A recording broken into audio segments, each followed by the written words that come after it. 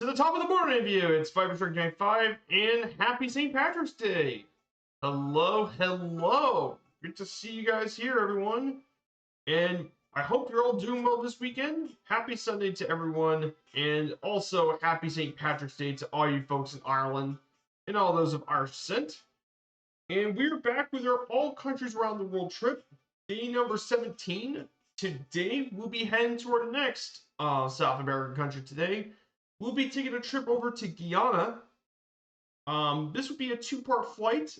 We'll be first having a short flight over from Simon Bolivar International, and then we'll make a pit stop over to Guyana City, Sierra Victor Papa Romeo, and then from there we'll be heading up to Georgetown in Guyana. We'll make a landing at Sierra Yankee Charlie Juliet at Chetty Jangan International Airport, just downstream from Georgetown. So I hope everyone's doing well here today. It's great to have you guys here. I hope you guys have a great weekend. So before we get started, we're going to say hello to everyone in the chat. Good to see you here as always. Super Typhon. Nice to see you here as well as a few others. So we'll be taking the 737-600 today for this one. It's a baby Boeing, but it should work just fine for Venezuela.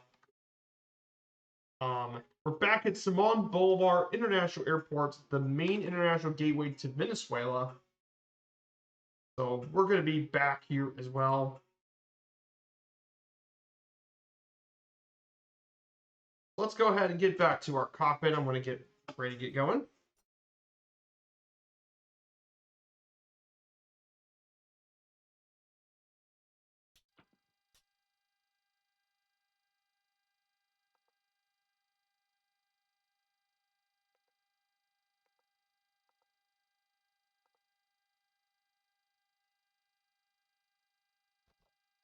Yeah, it's a beautiful area here. This airport is definitely pretty nice. It's right on the inside of the mountain.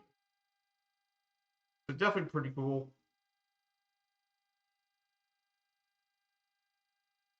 Connected. On the ground power. Let me just go ahead and get this worked up and fixed. Going.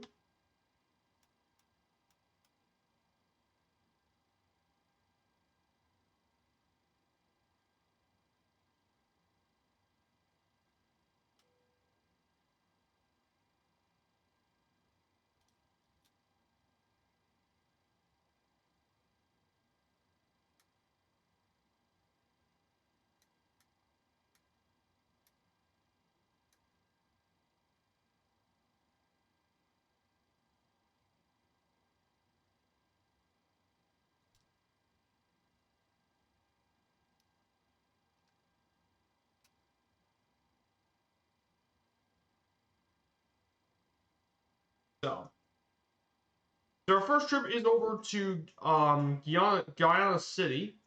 So that's going to be our first stop. The flight time should be around an hour, just 59-minute flight time.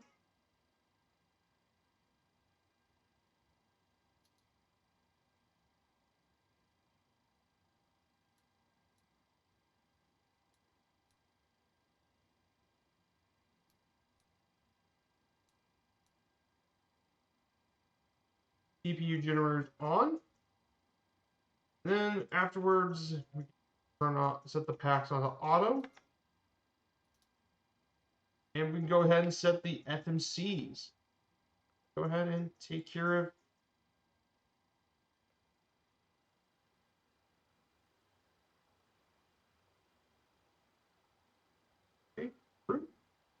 Sierra Victor Mike India. 09. And it's Sierra Victor Papa Romeo. Will be our flight.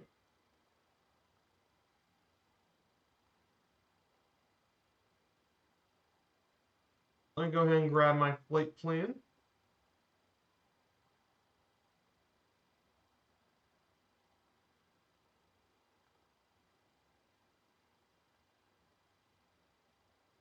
Osmark 2.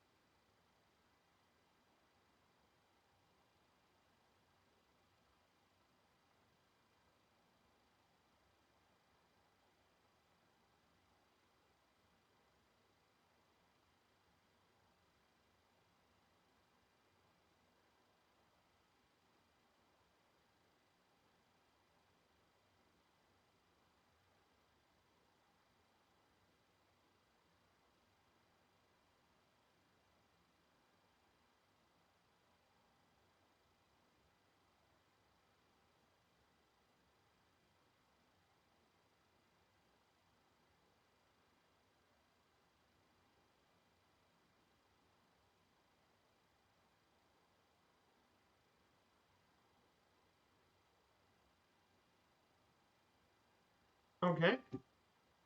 I guess that's the route.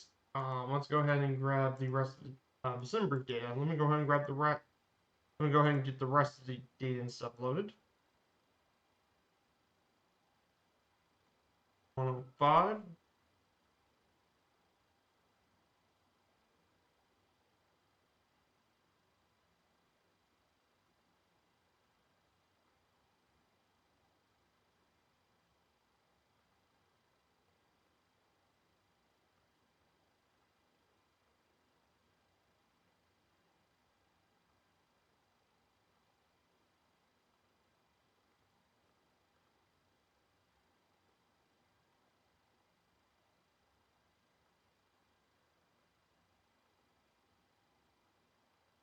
We're gonna be at 23,000 feet today. According to sim brief, it wants me to go at 13,000 feet. 23,000 feet.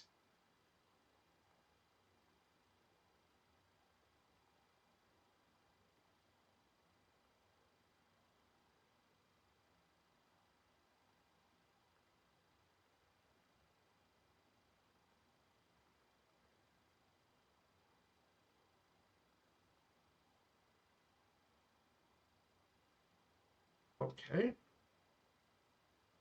Cruise altitude's good. I'm gonna set the pressure to 23,000 feet.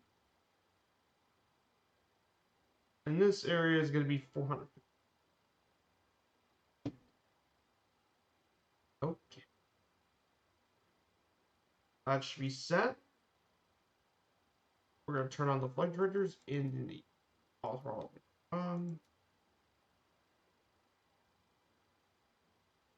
Go ahead and get this place us heading sucks.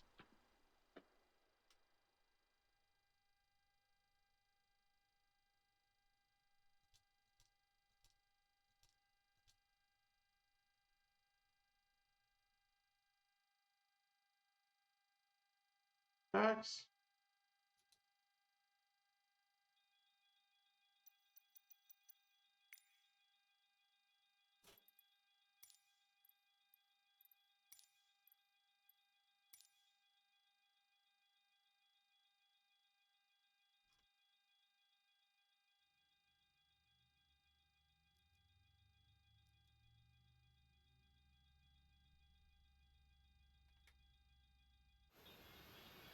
Get this full back here.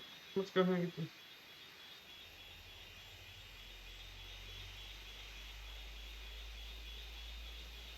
let's go and get this thing full back a bit.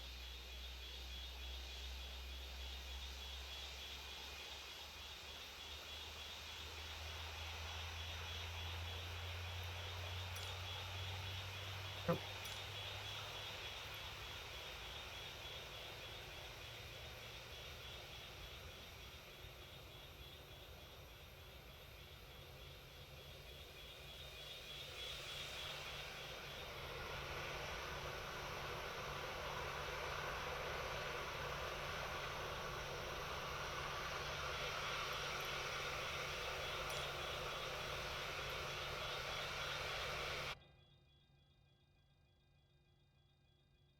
And turn on the left engine.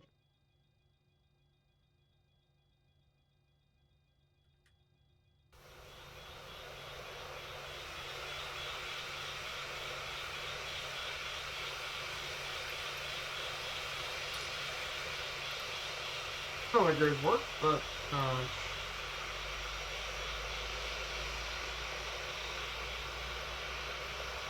yeah, this is the baby Boeing, by the way. The baby Boeing 737-600. This is the least popular version.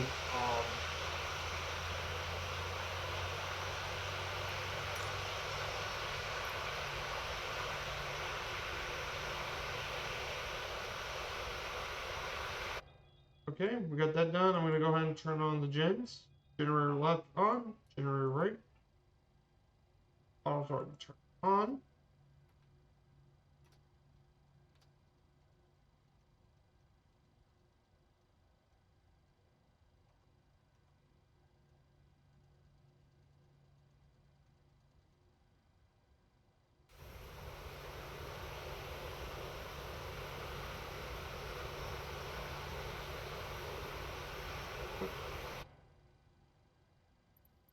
everything looks pretty good, guys. All right, let's go ahead and get her taxied over to runway 09.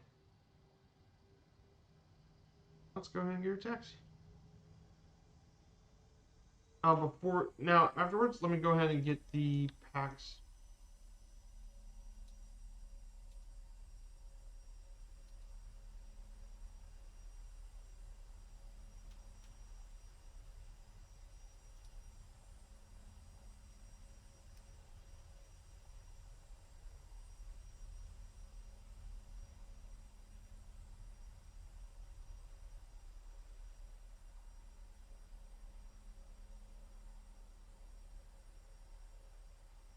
Over.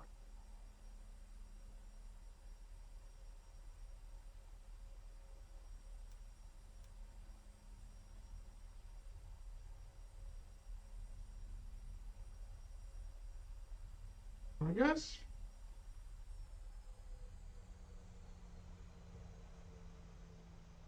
Right.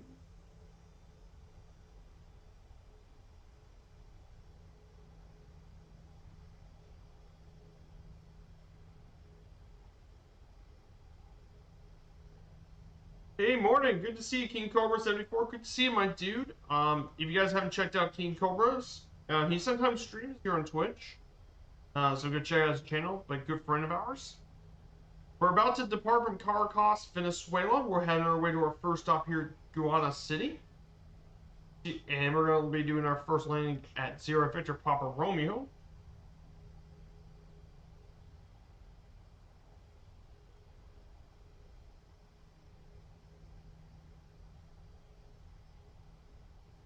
So if you guys want to know what I've been doing last night, I did another duty schedule, and then I did some 737 flying. Last night, before I went to bed, I went from Austin to El Paso. I really enjoyed Austin Bergstrom a lot. I really do like Austin a lot. So I hope someday it becomes one of our main bases for Firefly Air. Be nice to have something down in Texas. Go. This is the 600, so this should get runway pretty quick.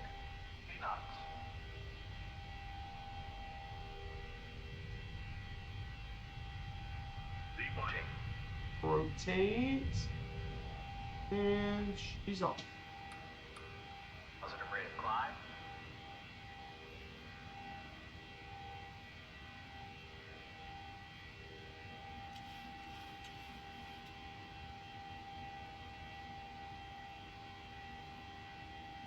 And we're off.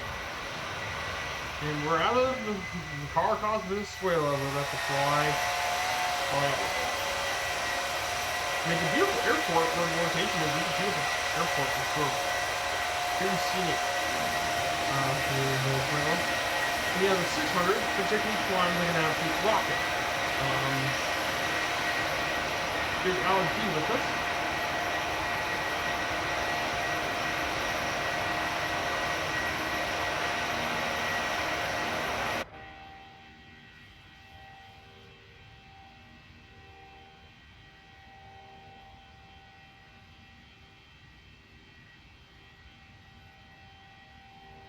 So.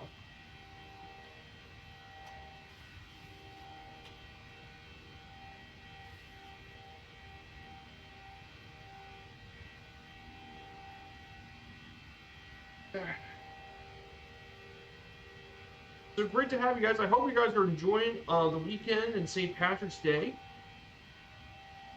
For all you guys in the chat. If you guys want to learn some information about St. Patrick's Day, St. Patrick's Day is celebrated every March 17th. It is the religious and cultural holiday held at the traditional death day of St. Patrick, who is actually not Irish, but he's actually a Romano-British Christian. He's the patron saint of Ireland.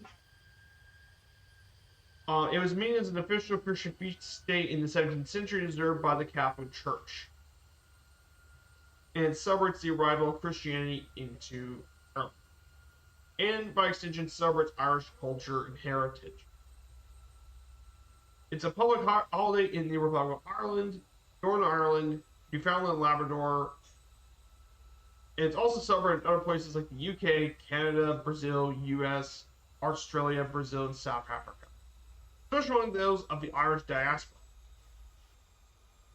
St. Patrick's Day is celebrated in more countries than any international festival in the world, which kind of makes sense because the Irish diaspora was really spread out across the world.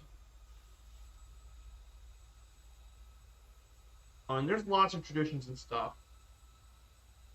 So, pretty important stuff. But there are some really interesting facts that I think a lot of people want to know more about.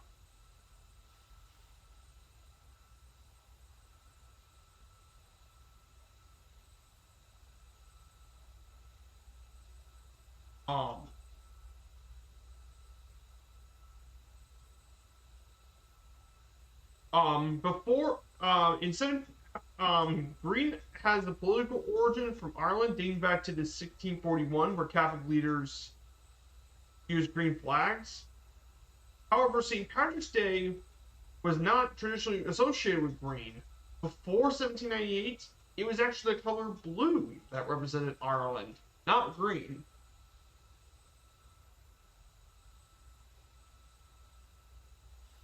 The first St. Patrick's Day parade was not held in Ireland.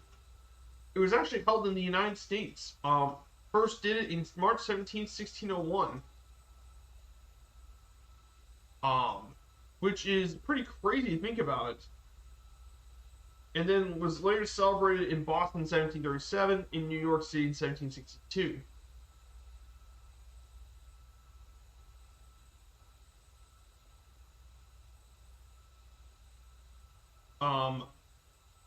In Chicago, for St. Patrick's Day, they often dyed the river green. But it was actually started by an American Union 40 years around 1955.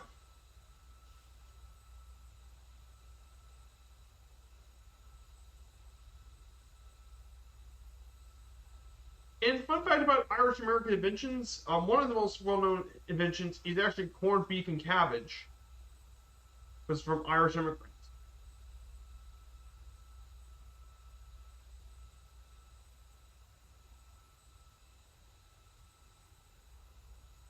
So, pretty interesting fun facts about St. Patrick's Day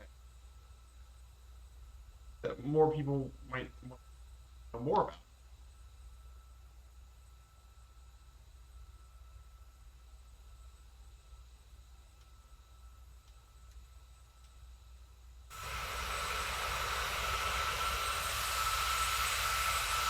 Yeah, absolutely stunning scenery this day. Absolutely stunning.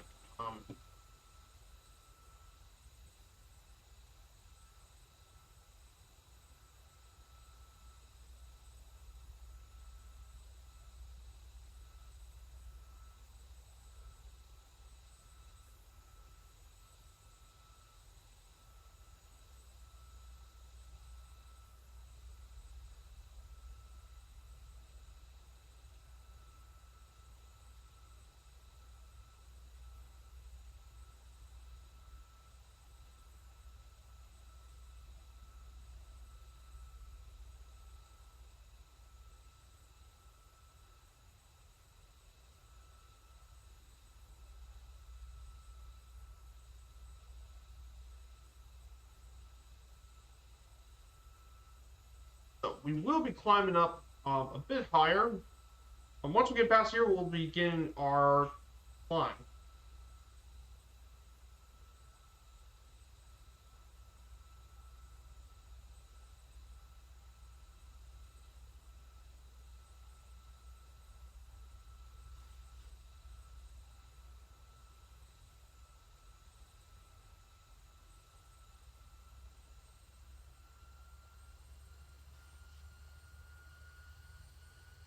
Let's climb.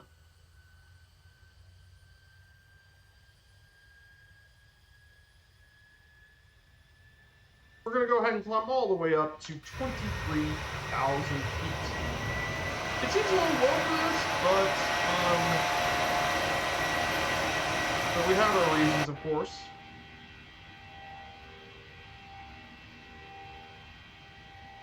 So the country we'll be talking about today is Guyana.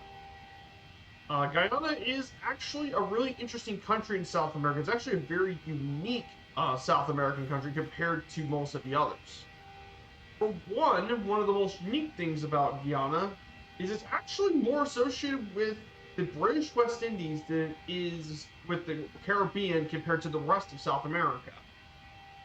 It's the third smallest sovereign state by area in mainland South America after Uruguay and Suriname, the second least populous sovereign state in South America, and among the least densely populated countries on Earth.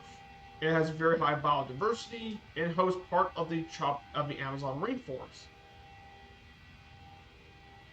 It's also unique is that it is the only mainland South American nation which the official language is neither Spanish nor Portuguese, it's English. However, most of the population speak Guyanese Creole, which is an English-based Creole language as a first language, and it's actually part of the Anglophone Caribbean nations, and it's part of the mainland Caribbean region, maintains strong cultural, historical, and political ties with the other Caribbean countries. So yeah, it's a unique South American country where it identifies a lot more with the Caribbean compared to the other parts of South America. Um, and also you'd be surprised, Guyana's GDP per capita is actually the fourth best in the Americas after the U.S., Canada, and the Bahamas. And why?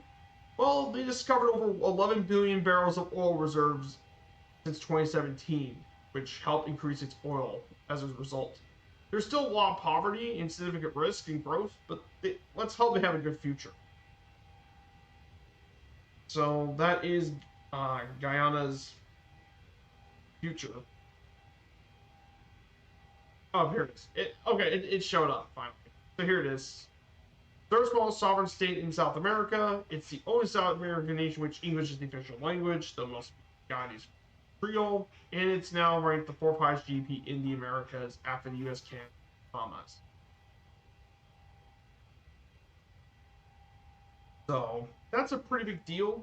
The history of Guyana, before Europeans came, there were 9 different indigenous tribes, including the Wai, Makushi, Patamona, Lokono, Kalina, Wapishana, Paman, Akawayo, and the Warao peoples. Many of these peoples practiced shifted agriculture as well as hunting.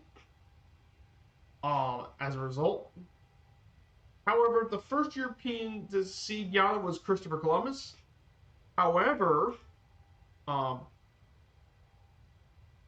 in Saul Walter Raleigh wrote an account in 1596, the first nation to actually establish colonies in this area were actually the Dutch, which also had Suriname too, and they put colonies in Pomeroon, Essequibo, Berbice, and Demerara in each of those areas of 1581, 1616, 1627, and 1752, respectively. After France invaded the Dutch Republic, the British assumed control in 1796, with the Dutch and British signing the London Convention that ceded it to Britain.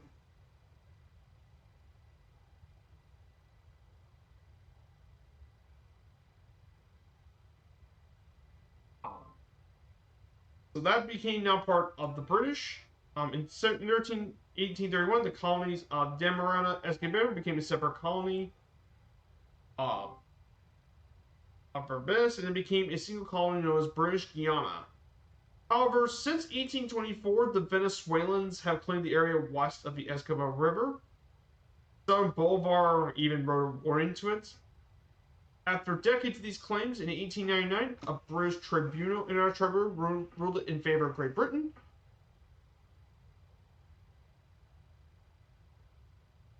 As a result, it became part of the British.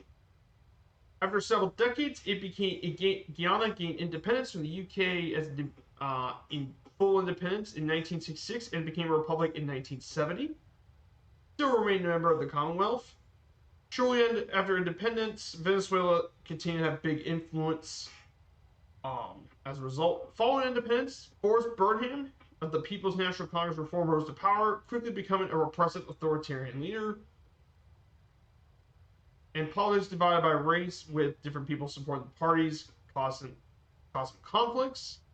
Another interesting event that happened during this time was in 1978.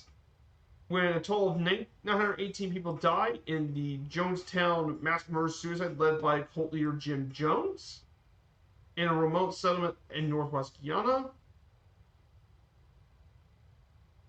Former U.S. President Jimmy Carter visited Guyana to resume free elections, and on October 5th, 1992, a new election was the first Guyana election since 1964, and Chedi Jagan was elected and sworn as president in 1992. However, it was more by violence. Not much has really gone on in Guyana. The most recent election was in 2020, and that was Irfan Ali, who's sworn as the new president of Guyana. And of course, just recently was a referendum in Venezuela, but that came in a conflict between Venezuela and Guyana, and sparking concerns of war between them and Venezuela. So that wraps up the history of Guyana. Pretty tame compared to Venezuela, which has a much longer, more complex history. Guyana's a lot simpler. So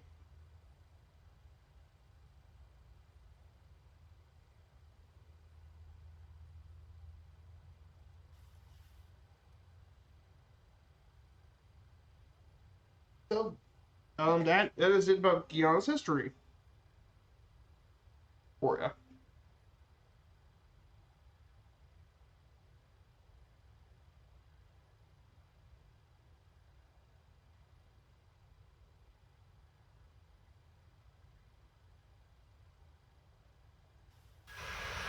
And look at that. We already rose to 23,000 feet.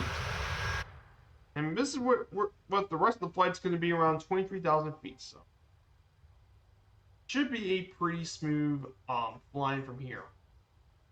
Sorry.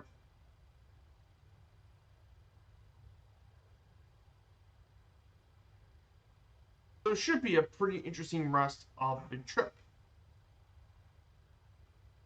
So my plans after this stream today, I will be doing a long haul flight. For one of the achievement legs, I'll be doing the CPAC government charter. I'll probably be doing the Dublin Washington Dulles flight. And I'll be doing that one later tonight. Be doing the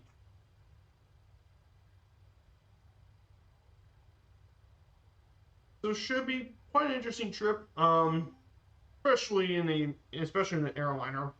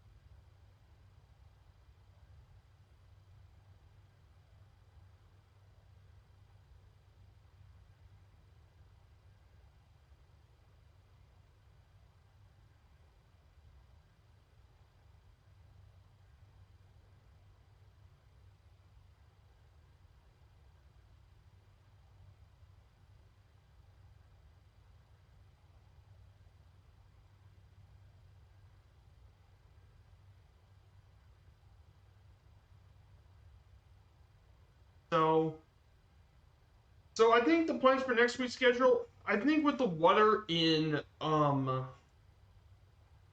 with Alaska not looking so good weather-wise for this week, I think I'm deciding to make a change in that one. I think I'm gonna be doing some instead, probably some flights in Texas. If you guys aren't aware, on Southwest Airlines, which is one of the U.S. low-cost carriers, I'm gonna do the Texas Triangle flights from Southwest. So it will be Dallas Love to Houston Hobby over to San Antonio, and then San Antonio over back to Dallas Love. I thought this would be a really cool stream. Remember seeing Southwest Airlines. I did that instead of Alaska because I may want to go back to Alaska on a later date. So I think that would be a better idea for the Wednesday stuff.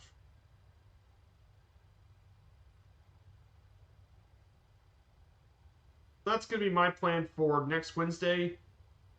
Next Friday, next would be we'll be going from Guyana to Suriname. We'll be talking about Guyana. Then we'll be first flying from Guyana over to Georgetown. Then we'll make our way to our first stop at Sierra Mike November India in Suriname, and then afterwards we'll go tour Paramaribo before heading our way to our final stop at Sierra Mike Juliet Papa in Suriname. And then next week we'll be going to Brazil. We're gonna go from Paramaribo. We'll go to Macapá, and then Macapá over to Santarém, over the Amazon rainforest, to prepare for a GA stream into the Amazon, into the heart of the Amazon River. So, pretty cool stuff. I wanted to do something a little different for that sort of stuff. So yeah, that's going to be next week's streams here on the channel. If you guys are liking the channel and liking the content, don't be afraid to smash that follow button, support the channel, and why don't you check out my Discord? Can you support the channel that way?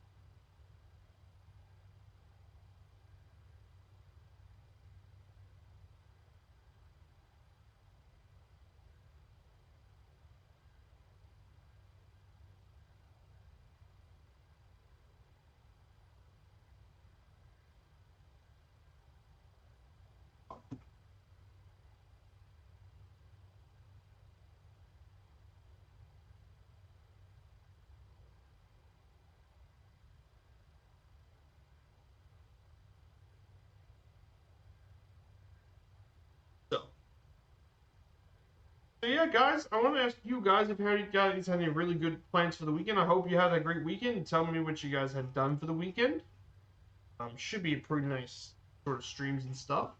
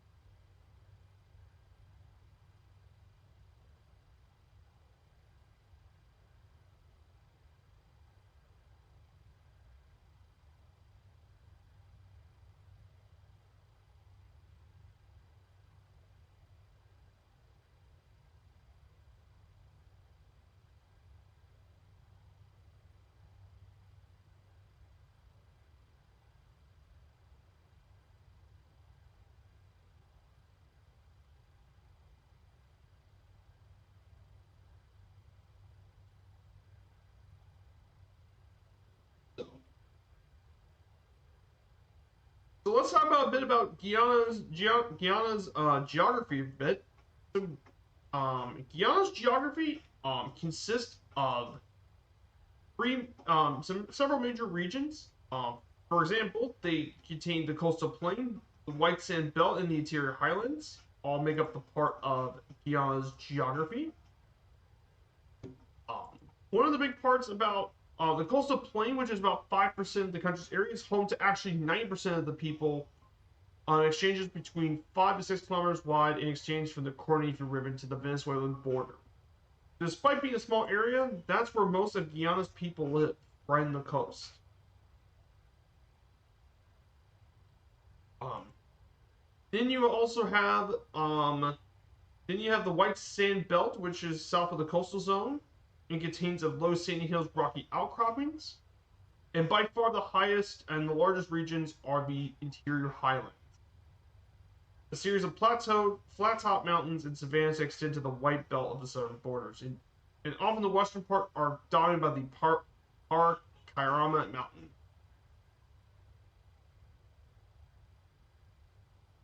But one of the really cool things about Guyana's scenery is Guyana has some of the largest unspoiled rainforests in all of South America, and some parts are completely inaccessible by humans. And has been described by many explorers and naturalists such as Sir Walter Raleigh, Chris Waterton, and David Attenborough. Guyana is rich in biodiversity, some of the highest levels of biodiversity in the world. Over 225 species of mammals, 900 species of birds, 800 species of reptiles, and more than 6,000 species of plants live in Guyana. Among the most famous is the world's largest scaled freshwater fish, the arapaima. The giant anteater, the world's largest anteater, and the giant otter, the world's largest and rarest river otter.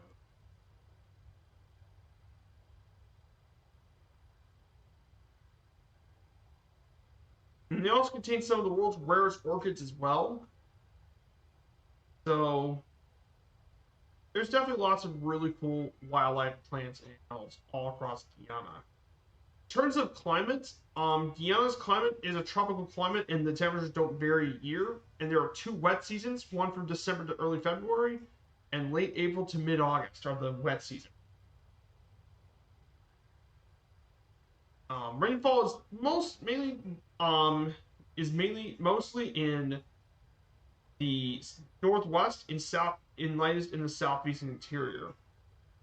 So that's where you find the rain.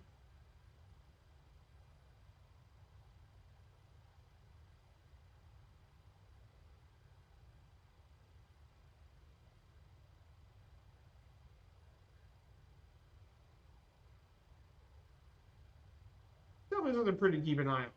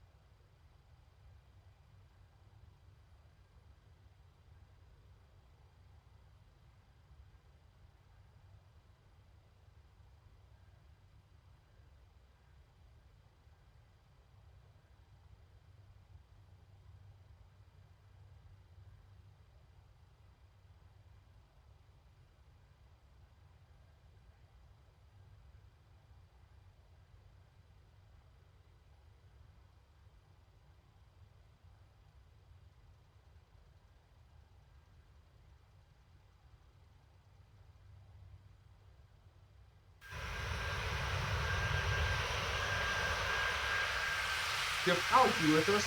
Here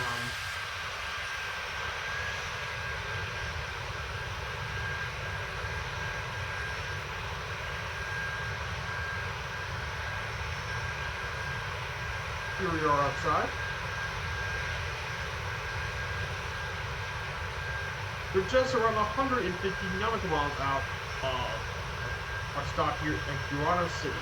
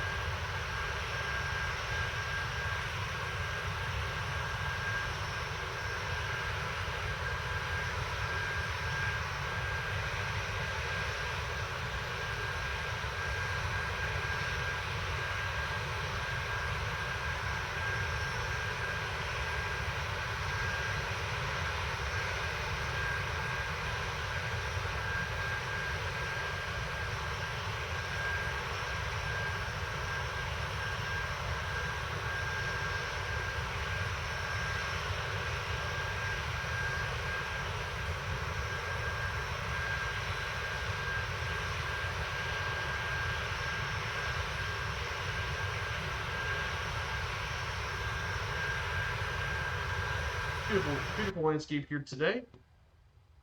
Our first stop is going to be Guyana City. I didn't put any notes for it, but Ciudad Guyana is located in the Bolivar state in Venezuela. Officially founded in 1961 as the unification of the two former settlements of San Felix and Puerto Ordaz. It can be traced back to the 18th century over the Orinoco River.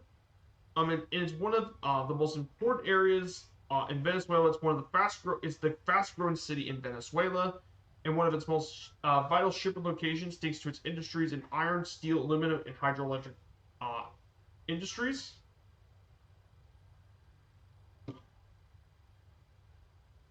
Due to its plant nature, it's pretty neat compared to other South American cities, as it's got more of a similarity to the U.S. suburbs and subdivisions. And many international visitors have even visited the city, including Pope John Paul II, to many former U.S. presidents, musicians, artists, and even filmmakers. So overall, this movie is actually quite an important area here in the city, for sure.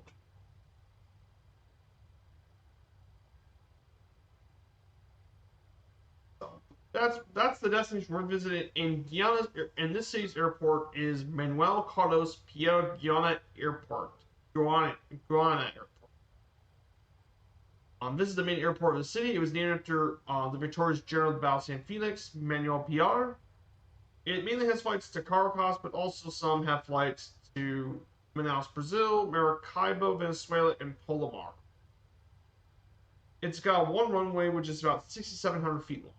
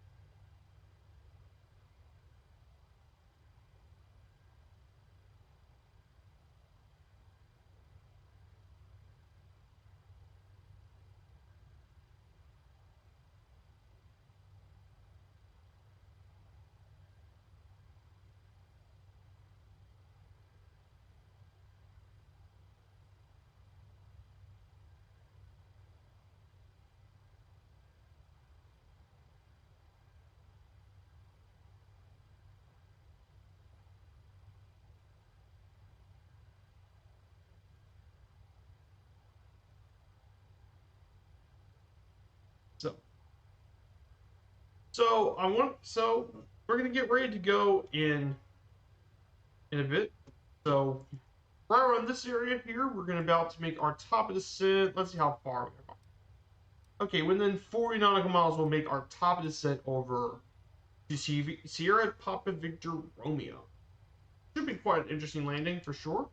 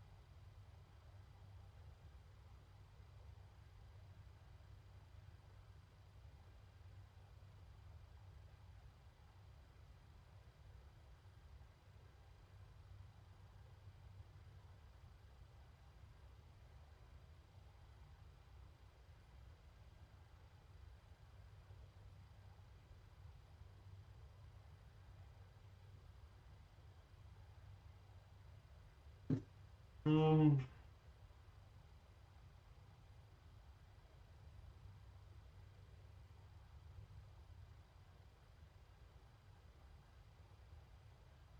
So let's not go ahead and talk about the economy of Guyana for a bit as we reach top of descent. Guyana's main economic activities are agriculture, gold mining, timber, seafood, minerals, crude oil, and natural gas. Are all major parts of Guyana's economy. Its GDP per capita has really rapidly grown since in 2021 it grew over 19%. Um, and mainly the big thing was the discovery of major crude oil reserves have really grew sharply as a result.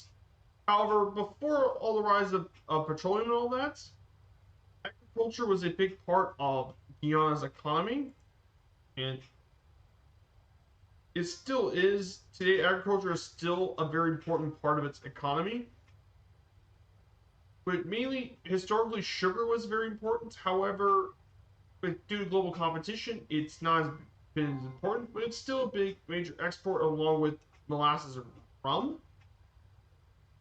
And Guyana is one of the world's larger exporters of rum, being 14th.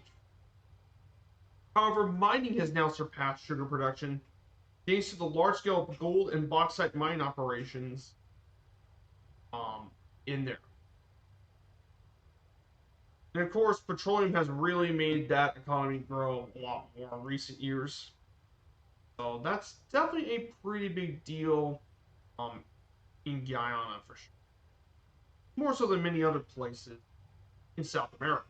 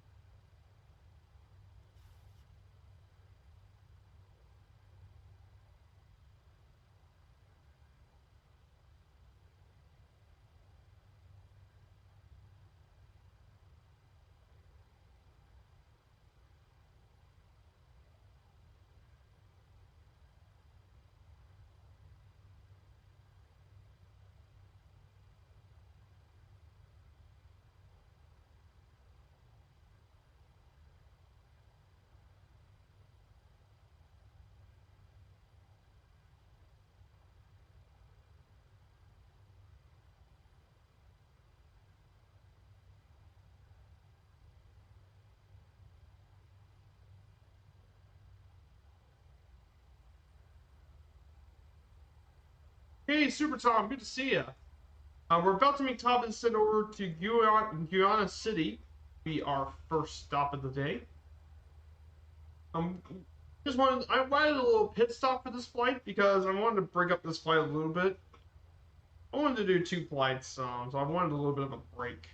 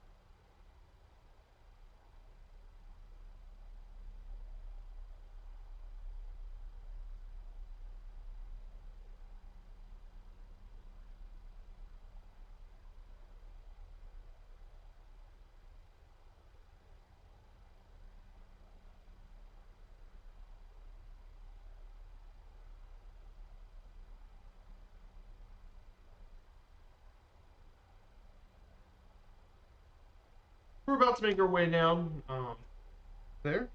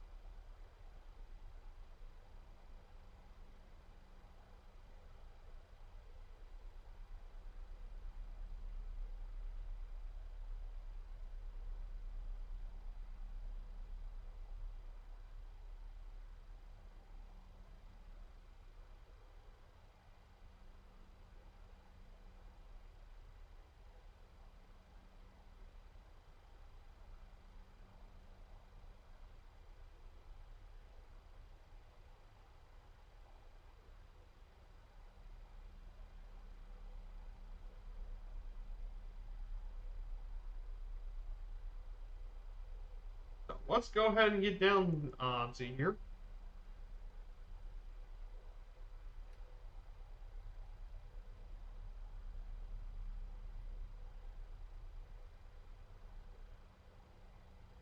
So once we land here, we'll take a quick parking. I'll go ahead and set up the next flight pretty shortly, and we'll get back in the air once again and fly our way over to Guyana. We'll fly to Sierra Yankee Charlie Juliet.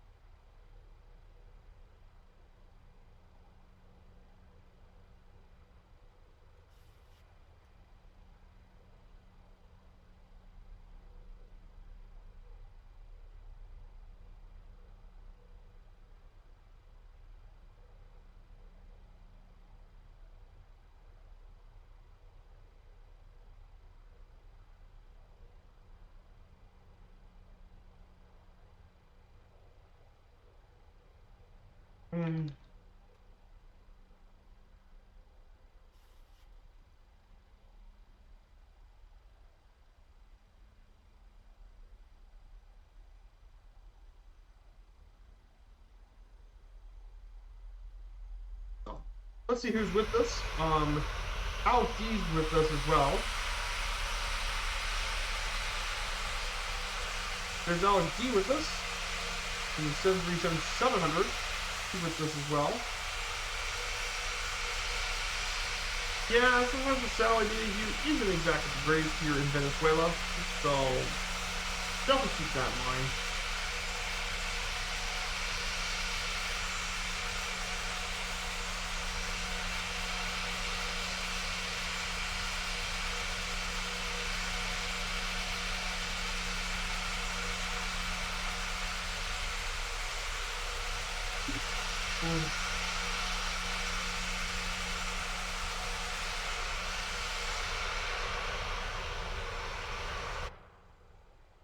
So we're about to make our first stop here in about 59 nautical miles. Don't really have much further left to go.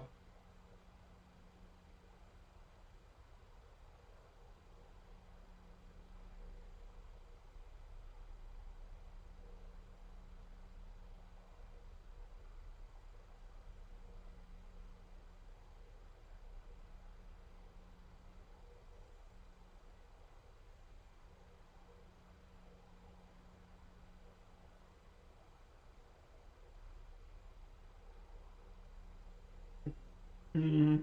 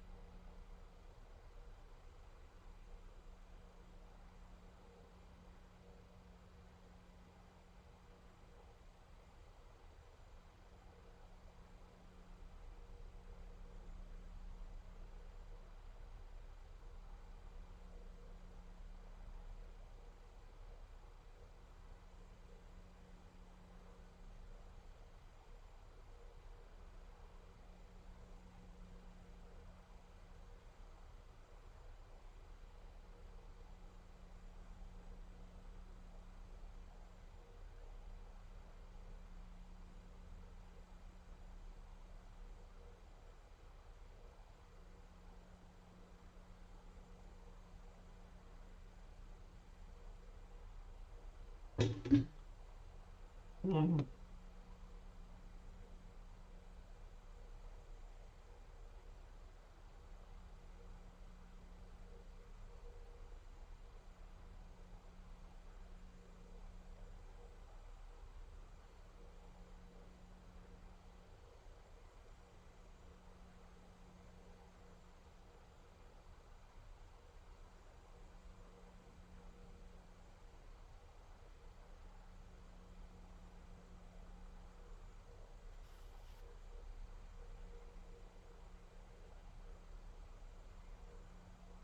So, so let's see if we guys can get our first lane predictions down for the stream.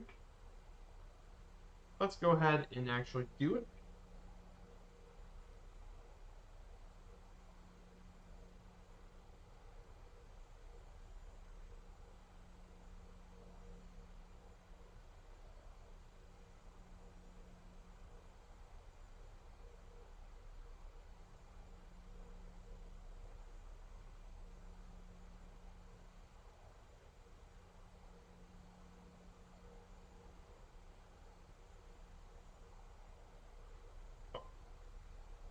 We're very close to our destination, as we can see here. We're, I think our airport's right over here, it's right by the bank of the river.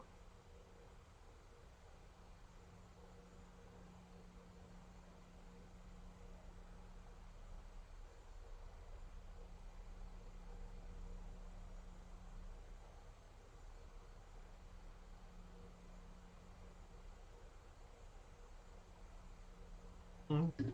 Mm-hmm. Mm-hmm.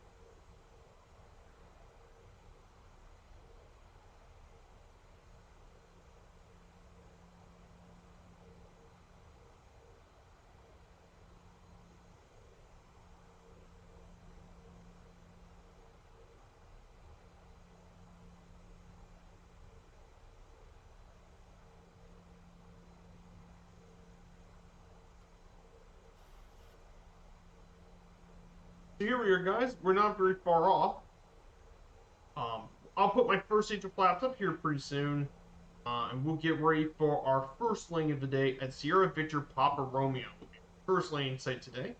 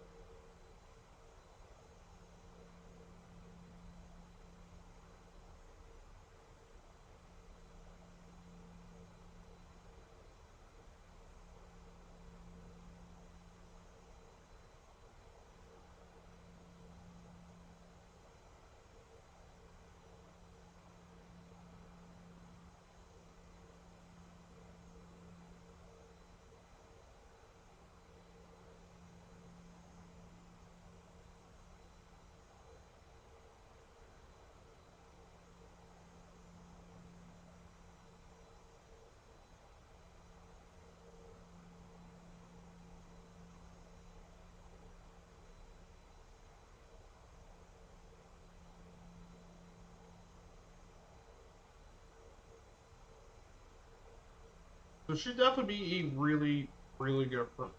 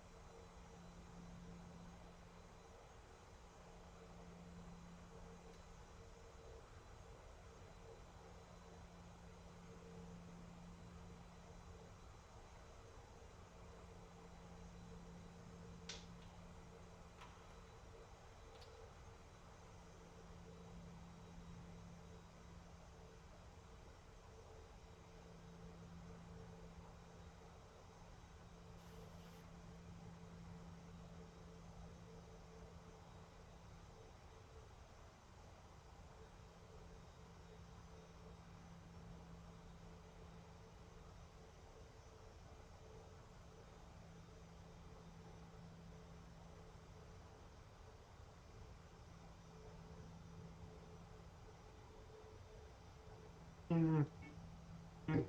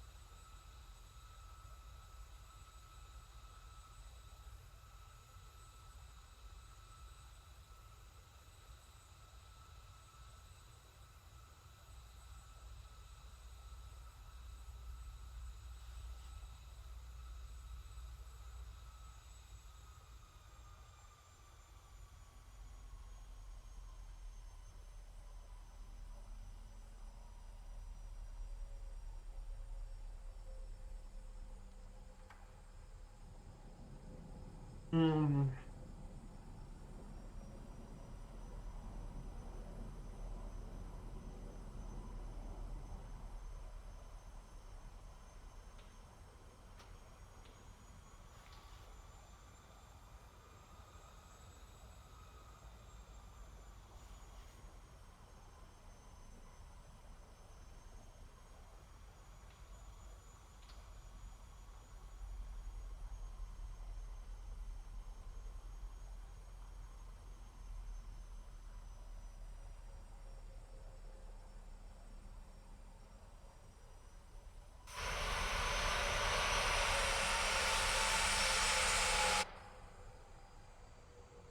Yep, there's the glide path.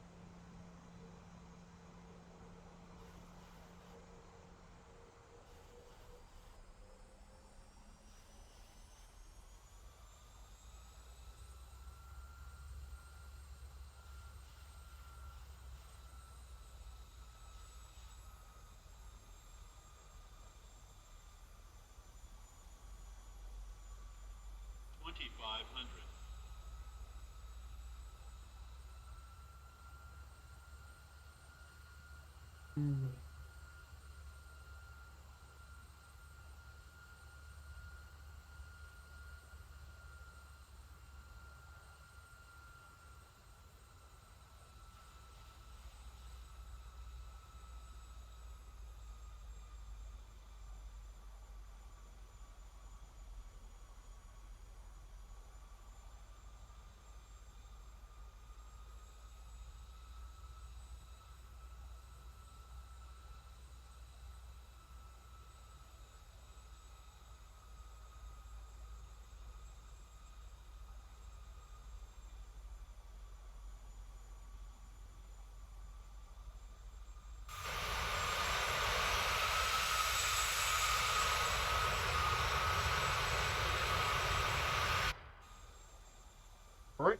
time to actually go ahead and do.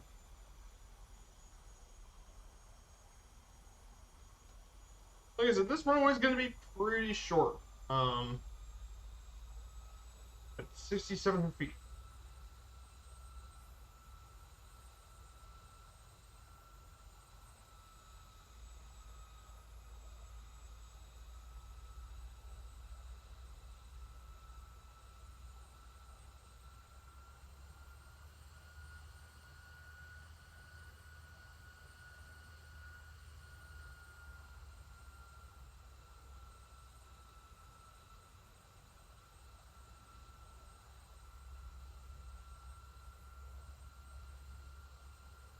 Mm-hmm.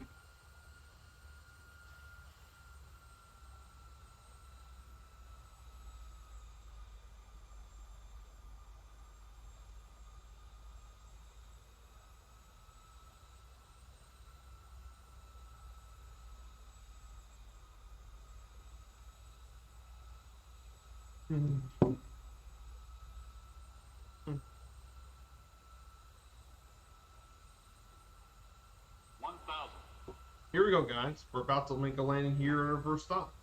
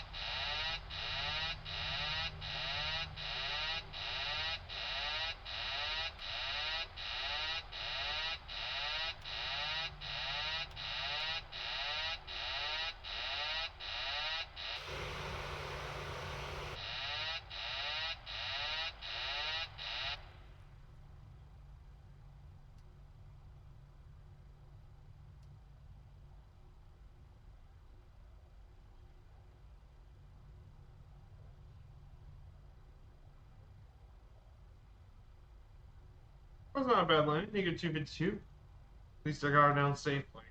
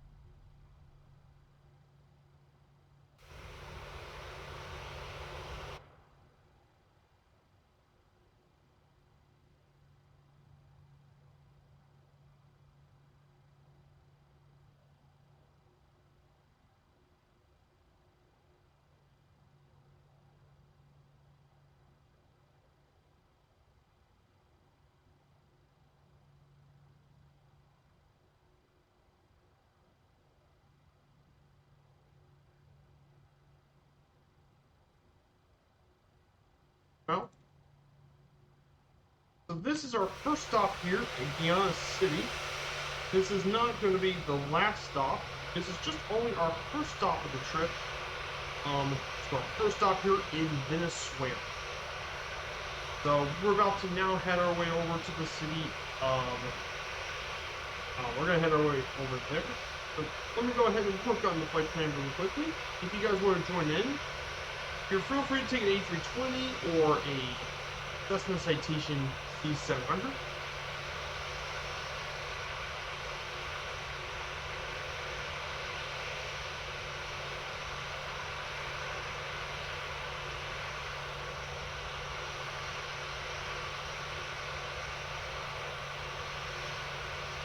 So we'll just wait here for just a little bit.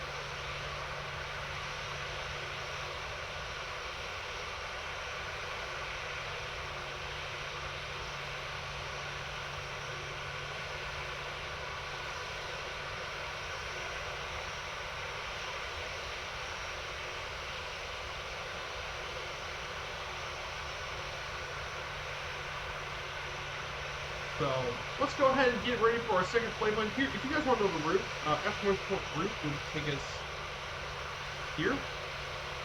So I got the flight plan now set up and going, so we'll be doing here pretty shortly.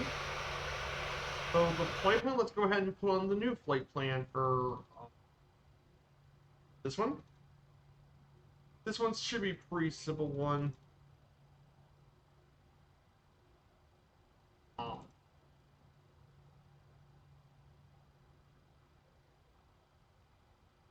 We're going to go with Sierra Victor Papa Romeo 08 is going to be the runway. Sierra Yankee Charlie Juliet.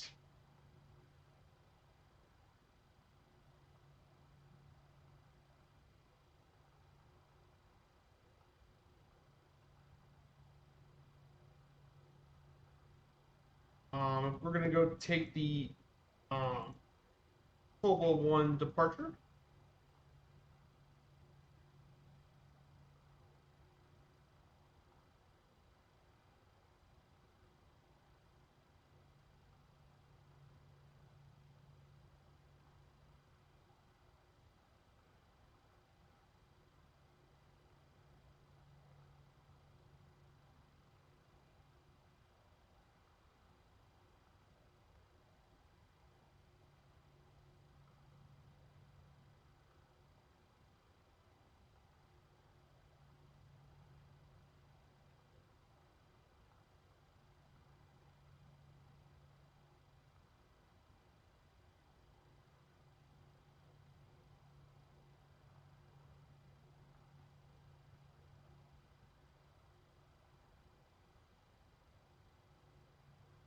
Payload.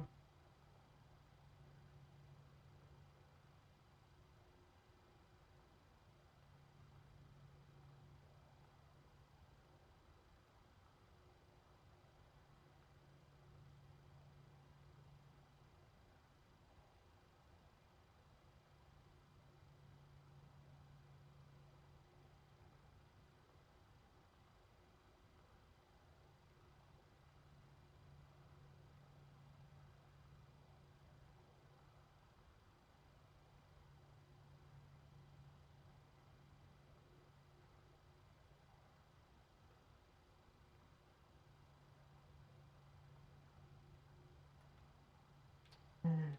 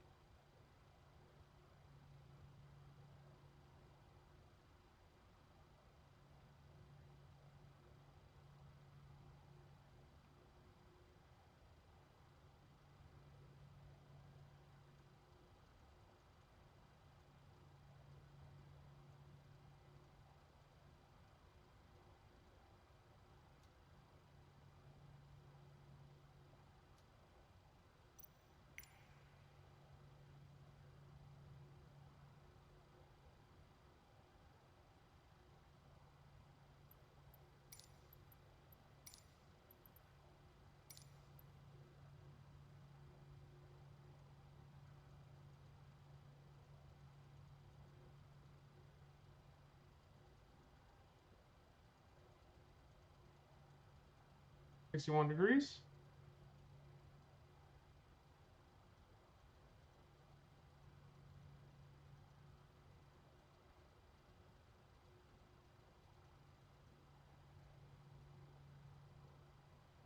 I'll be readjusting the pressure from 23,000 feet to 35,000 feet. I'll readjust the pressure. And our landing altitude is going to be 76 feet. So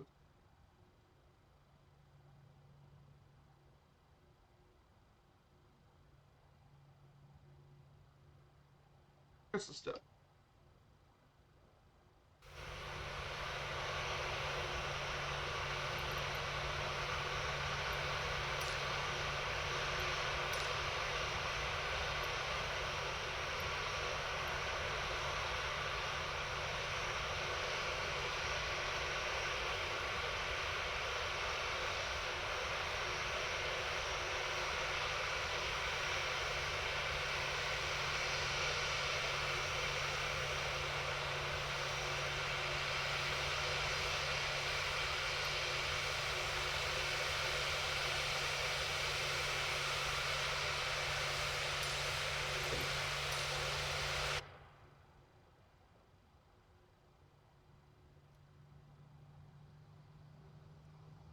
Okay, go ahead and turn on the LNAV VNAV.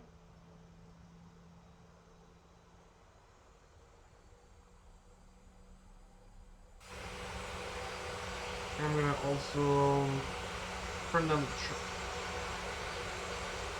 There. That way the trim is back to where I think it needs to be. So we'll take off back at runway 08.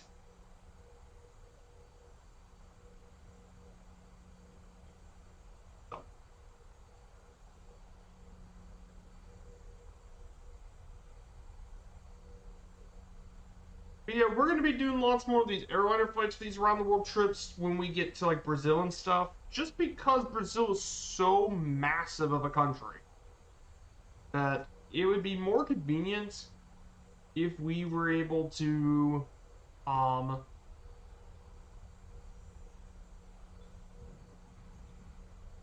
if we do the airliner flying with that.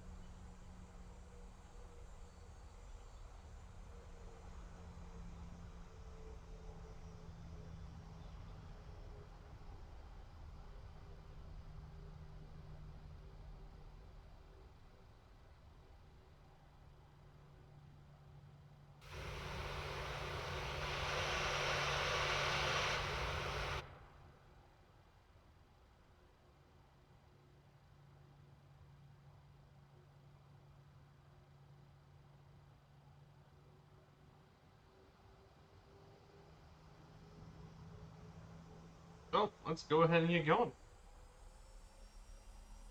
Here and okay.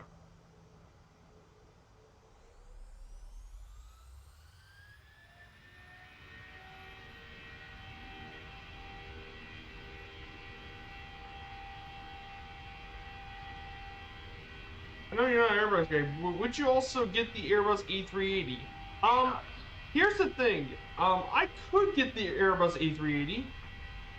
Typhon. That's a great question. I'll still mainly fly the 777 just because it is a more the 777 can operate more airfields compared to the A380. But I might give the A380 a try. I would definitely do it on stream and give it a try. If I end up not liking it, may not be my thing. I stick to Boeing. But if I do like it, I might definitely do it on my streams. I'm not against it at all.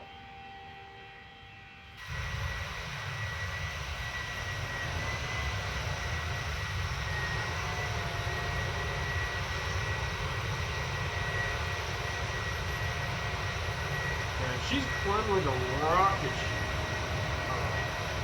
for Boeing. That's I'm really hot.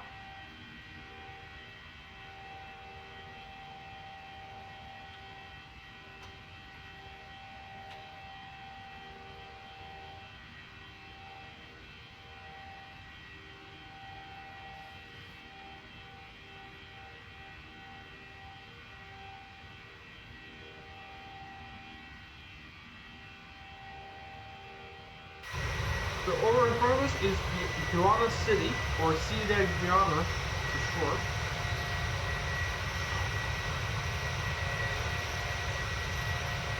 Definitely a pretty cool area. I do love this livery. Kahari made an amazing livery.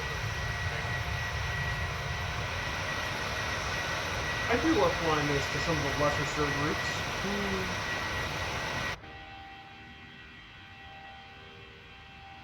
But yeah, good question, Typhon. And I guess the answer is that I would definitely give it a consideration for sure. But yeah, we're gonna climb 35,000 feet, and this flight will take around 55-minute flights. Should be about an hour, less than, just barely under an hour.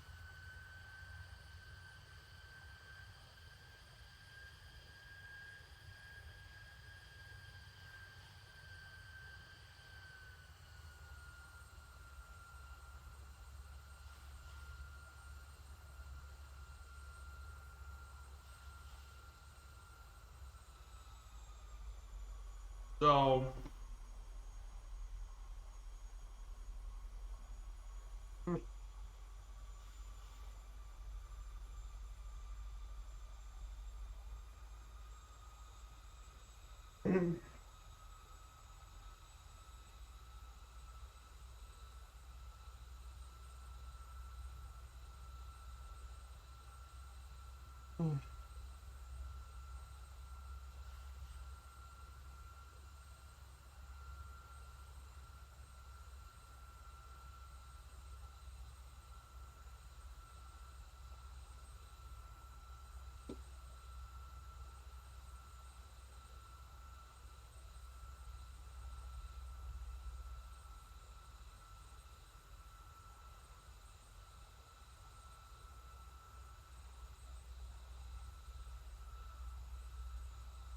yeah, we're definitely going to climb rather quickly, actually.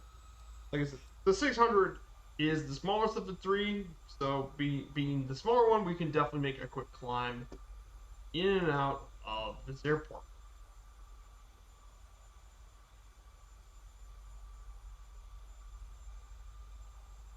But yeah, I got some pretty big stuff coming up for the for all this stuff as well. For one, I guess that's going to be the next couple weeks. But basically, my plans in Brazil is going to be doing. Once I get to Brazil, I'm going to do a GA stream from Santarém to Manaus. We're going to be flying along the Amazon rainfall river, and I'll be talking all about the Amazon river and the rainforest, what kind of animals you can see there, and all that. That'll be like one of my big plans. Will be for that. And then I'll be like doing after I went to Manaus, I'll probably do a long flight over from here to Brasilia, which is the capital. Then from Brasilia over to Rio de Janeiro to our hub at Galileo Antonio. Then I'm going to do a GA stream from Rio to Sao Paulo, or maybe do some airliner stuff with that or GA stuff over to here.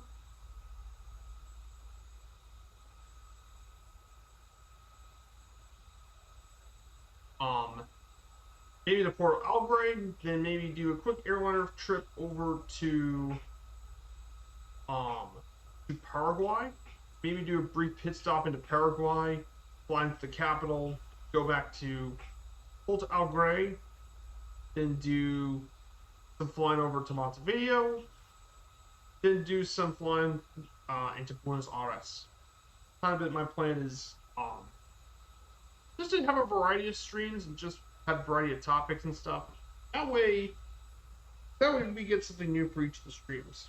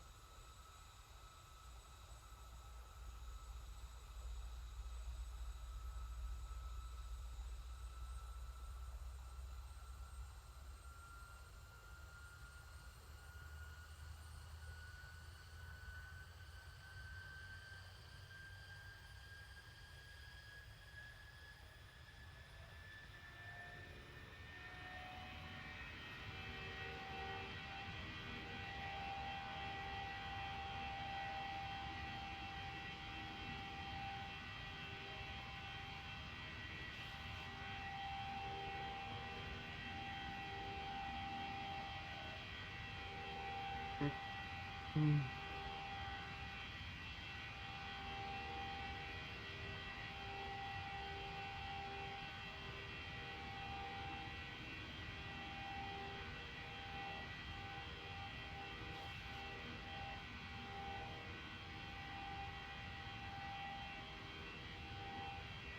So,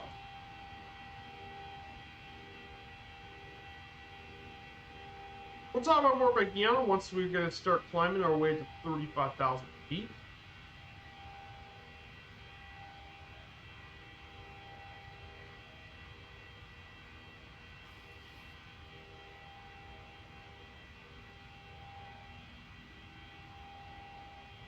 We'll be climbing up pretty highly. So the next thing about Guyana I do want to talk about is its government. The government of Guyana takes place in a framework of a parliamentary republic. The head of state is the president of Guyana. He's both the head of state and government and of a multi-party system. Executive powers exercised by the president and the government. Legislative power is vested in both the president and the National Assembly of Guyana. Historically, politics is a source of tension in the country, and violent riots have broken out during elections. In terms of a little bit of its history, during the 70s and 80s, the landscape was dominated by the People's National Congress. In 1992, the first constitutional elections were overseen by former President Jimmy Carter, and the People's Progressive Party led the country until 2015. And the two parties are primarily organized along ethnic lines, and as a result, there's a clash of issues with resources.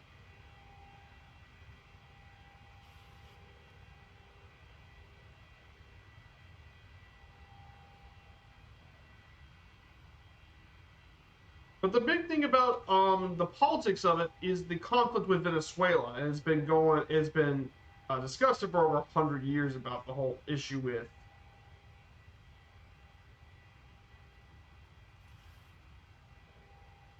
as a result.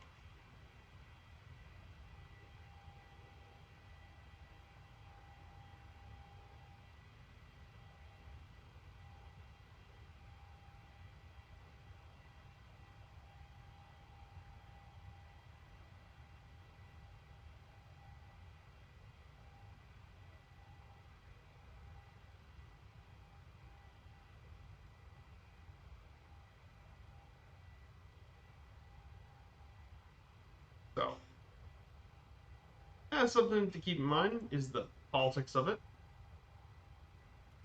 So,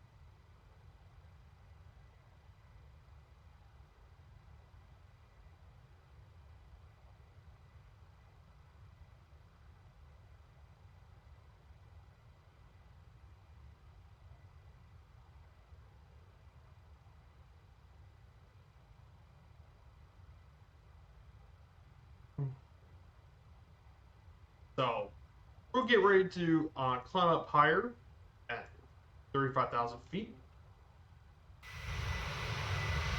And yeah, we're getting covered with a lot of rainforest in this area.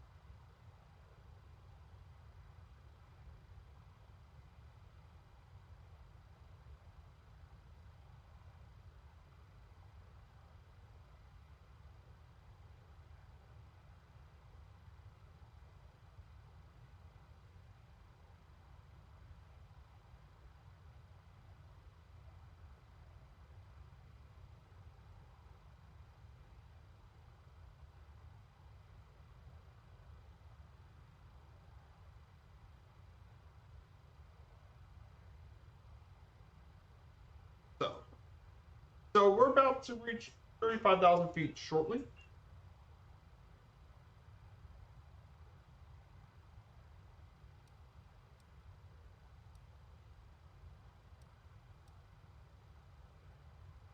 So we don't have too many slides left today. We just only got transportation, culture, sports, fun facts, sites and landmarks, and cities. So we only got a handful of slides left. We don't really have that much longer to go to the end of the stream.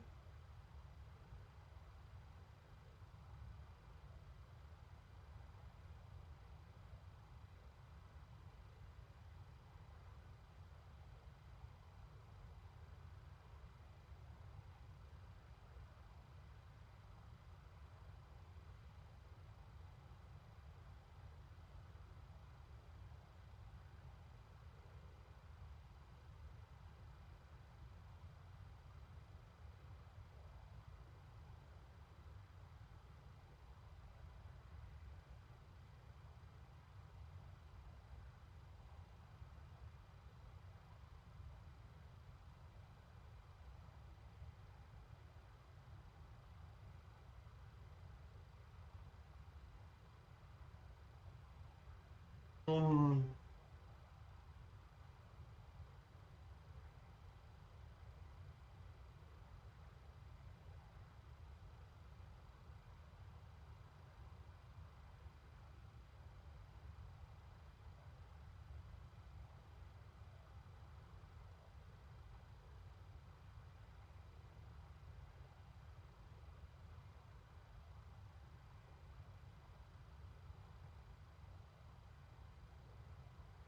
so let's talk about transportation in Guyana then.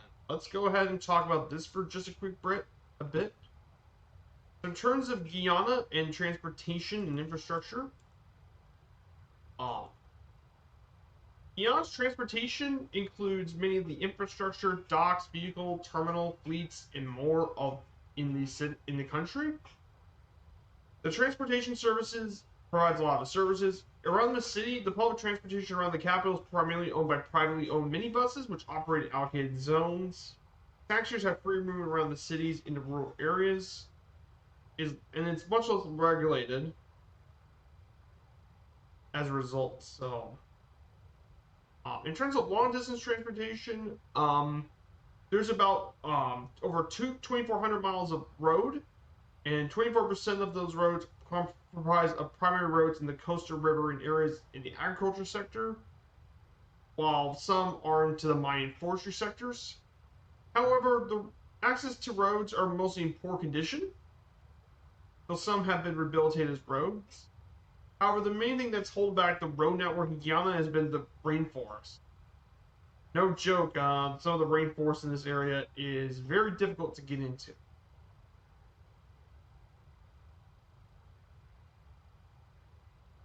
However, it's generally agreed that the cheapest for moving bulky low-value goods is water transport, which makes sense considering the road infrastructure in Guyana is poorly advanced. Moreover, with a lot of decentralization, water transport is actually going to be might be even more important. Mainly along the Escabo River. The Mara rivers and Berbice rivers are an important part of infrastructure for transportation, with the main port being at Georgetown. And most of its foreign trade in the water transport is held by foreign shipping companies, mainly with bauxite and sugar.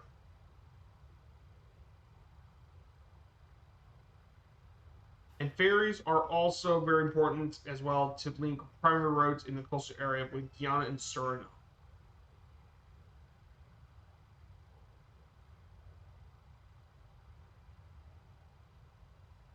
And of course, air transportation is also pretty important too to many parts of the more remote areas. With both the Ogo Airport in the East Coast and Che Jagan International, southwest of Georgetown, play a big part in Guyana as it links between the coastal areas and the hinterland, which is normally inaccessible. Hey, we got a raid from Sergeant Staff, a party of 7 people. Thank you so much, Sergeant Staff and Raiders. Hello, my dudes. Happy St. Patrick's Day to all of you. We're about to make our way over to Guyana today for our all countries around the world trip. We're flying in the 737-600 today, the baby Boeing. But we started at Caracas and we had a pit stop at Guyana City before now making our way back over to, and we're gonna make our way over to Sierra Yankee Charlie Juliet, just outside of Georgetown, Guyana, the capital. So thank you guys so much. I hope you had a great stream, Sergeant Staff, and a special shout out to you, my dude. If you guys didn't know yesterday, Sergeant Staff, along with Foxtrot, Treetop Flyer, Angry Warhorn, Wally Mall, and Splasher 6, worked on a project called Arrows Across America. They worked up that all day yesterday, and they absolutely killed it. They did a great job. You guys should be very proud of yourselves for that achievement. So they all deserve some shout outs. Also, Kata's here too. Good to see Kata. Check out her channel. She makes some great flights and content on her streams as well. Thank you so much for coming here. Yeah, at least get some good old rest for sure.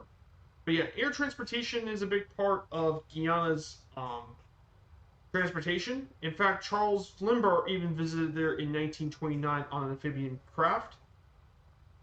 But the reason why, and that's why air transportation is vital as well.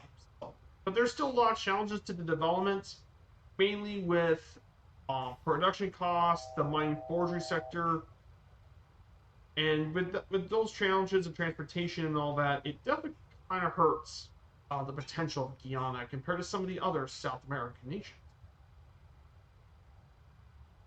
So if you guys are brand into this, we started this around the world trip, all countries trip.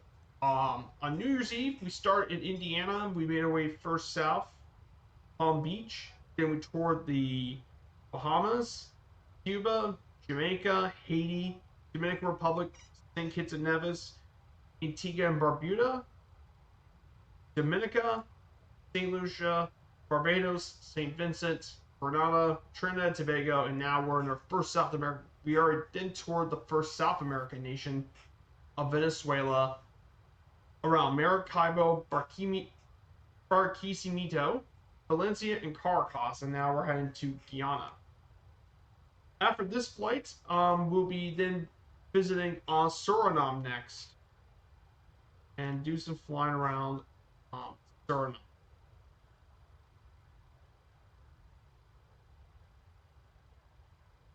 So, pretty cool stuff, guys. Great to have you guys here as well.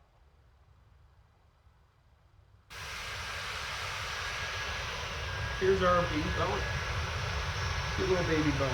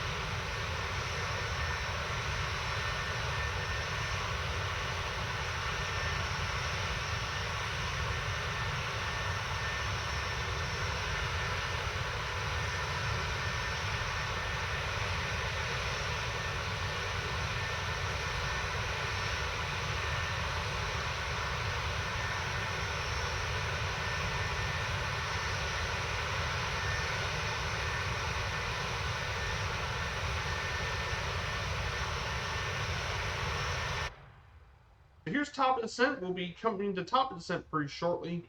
I'm going to go ahead and set the altitude setting right now. I'm going to set this over to.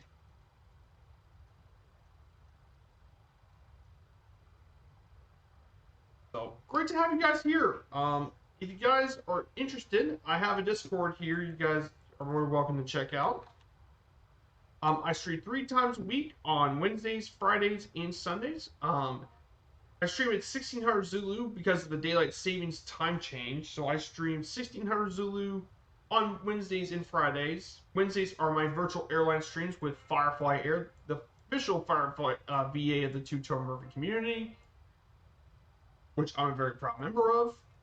And then Fridays and Sundays will be the all countries around the world trip, where we tour all the countries, and not just all countries, but mainly all sovereign nations. So we'll be taking a tour of all of them, with maybe an exception like Taiwan, for example, be like one of the exceptions, just because it is technically considered sovereign, though it's not really well recognized.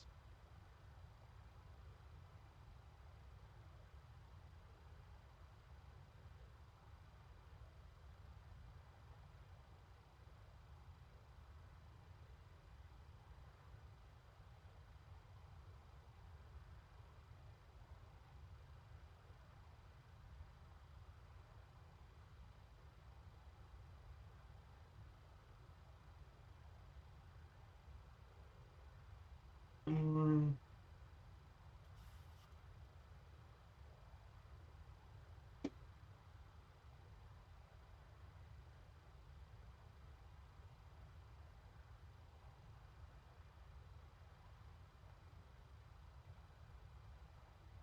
yeah, we're top is sick, guys. If you guys want to make a prediction, exclamation point predict, type in a negative number, and let's get going. Oh, thank you so much, Sergeant Stephen. Thank you guys so much for bringing your raid. I hope you have a great rest of your weekend, and I hope you enjoyed today's St. Patrick's Day for all those everyone here. Let's talk about Guyana's culture for a bit. So, Guyana's culture is actually more similar to that of the English-speaking Caribbean than other South American nations. It makes sense because it's part of the British Empire and it's been more associated with the rest of the West Indies. Um, but it's mainly had influence of the American, African, Indian, Amerindian, British, Portuguese, and more cultures. But yeah, it's part of the mainland Caribbean more so than most of South America. And mainly it began to develop when some immigrants adapted and converged with dominant British culture. As well.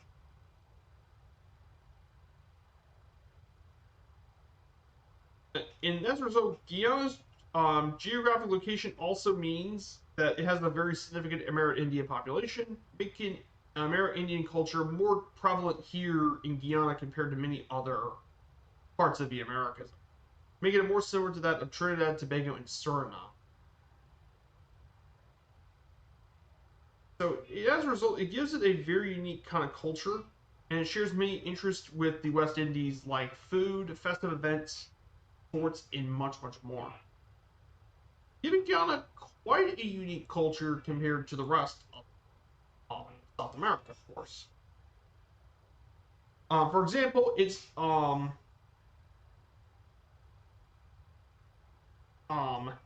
one of the big parts of Guyana's culture has been the music, with the mix of African, Indian, European, and Latin elements.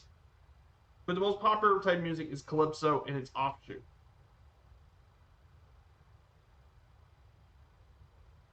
As a result, is pretty popular. But the big part of Guyana culture has been sports. The major sports played in Guyana are cricket, which actually makes sense because cricket is the most popular sport in the country, and it actually plays as part of the West Indies cricket team with the other British Caribbean countries, basketball, football, and volleyball.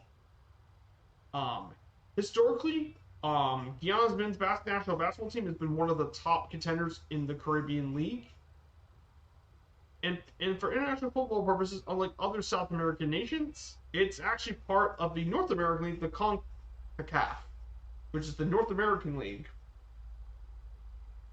They never qualified for the World Cup, though they have been qualified for the Caribbean World Cup, for the Caribbean Cup. And in 2019, they even qualified for the CONCACAF Gold Cup for the first time in North American football. But yeah, but cricket has been the main sport, and it's a symbol of cultural unity. In terms of cuisine, Guyana cuisine is similar to the rest of the Anglo-Caribbean cuisines, and many dishes have adapted to their taste unique preparations, like Guyana pepper pot made of meat, Costa Rica, which is bitter extract of cassava and seasonings. Other ones have origins related to India because a lot of the Indian uh, immigrants and settlers, and more. So that is a part of Guianan culture. Pretty important stuff. So that wraps up Guyana. Let's go ahead and talk about some pretty fun facts. Guyana is home to the largest single drop waterfall in the world, Kayatar Falls, which is around 741 feet high. It's actually located about southwest of our airport. It's actually located southwest at it's in the closest is Papa Kilo Sierra Alpha,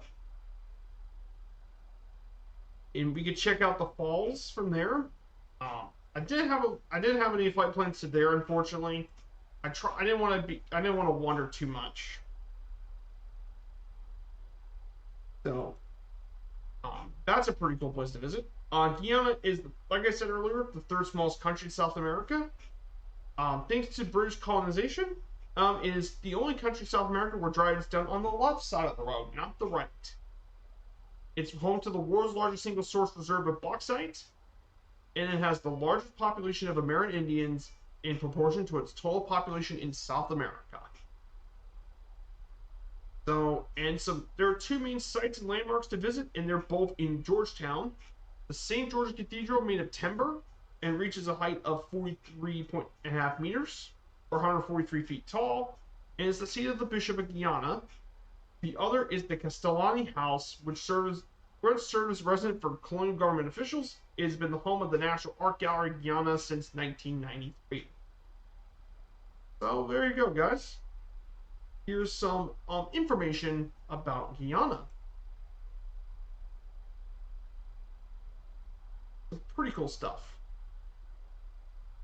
But yeah, Guyana should be a fascinating country to learn. We'll be doing a GA flight next Friday. We'll be back in the series. We'll be doing a GA flight. We'll fly to the capital, Georgetown. Then we'll fly along the coast to Paramaribo, and with the landing at Sierra Mike Juliet Papa. Prepare for our next flight over to Brazil. How cool is that?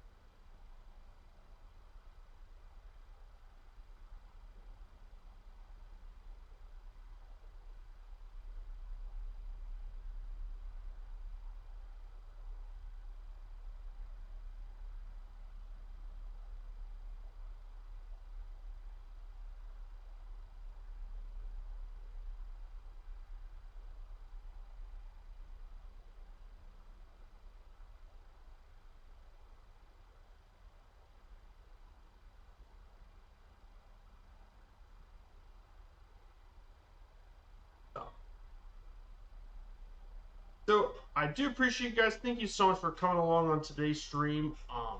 It means a lot for me, for people like you guys to come along and join me on this flight.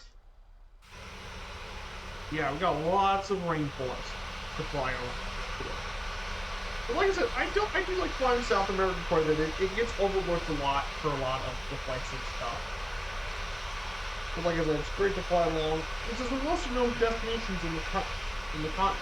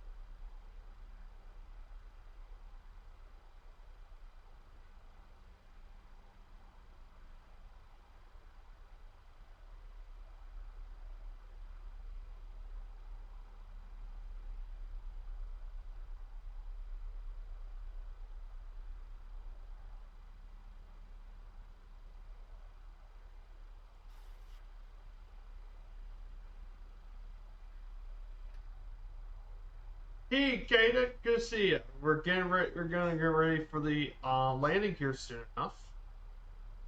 So let's go ahead and prepare ourselves for here. So we're just around less than 100 nautical miles out from Georgetown. From here. Um, so we're just outside of Georgetown here in Guyana. We'll be landing at Chetty Jegon International. We're gonna land on runway 08 for this one. So should be a fun landing. Should be fun.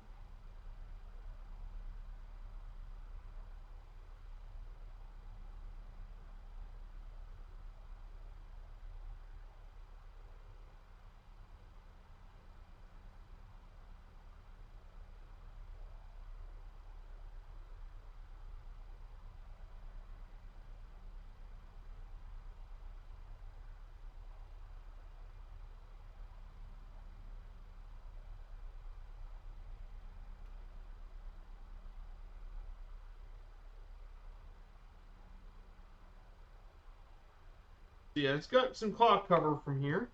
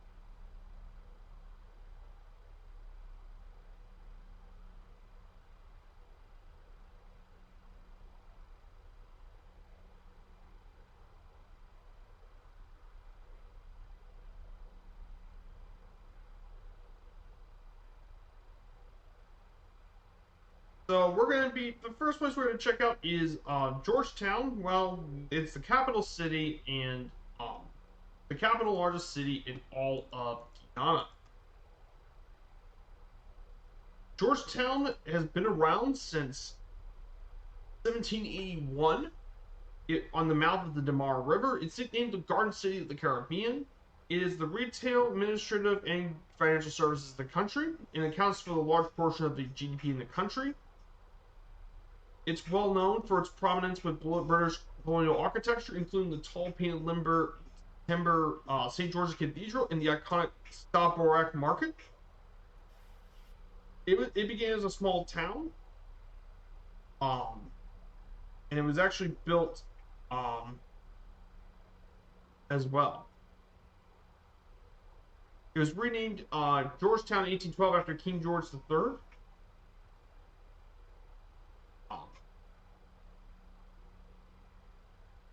So one of the cool things about Georgetown has been its kind of points of interest. There is the St. George's Cathedral in there, but there's also Independence Square and prominent gardens, the Walter Rock Museum of Anthropology, the National Library built by Andrew Carnegie himself, the National Museum of Guyana, in the State House, the president resides, and more. So there's quite a few really cool Victorian era colonial architect landmarks across the city.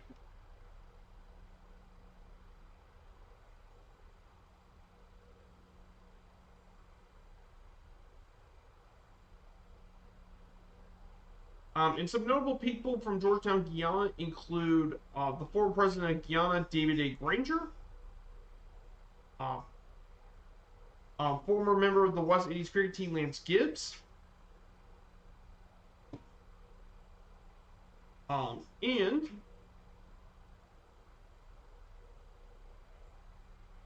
and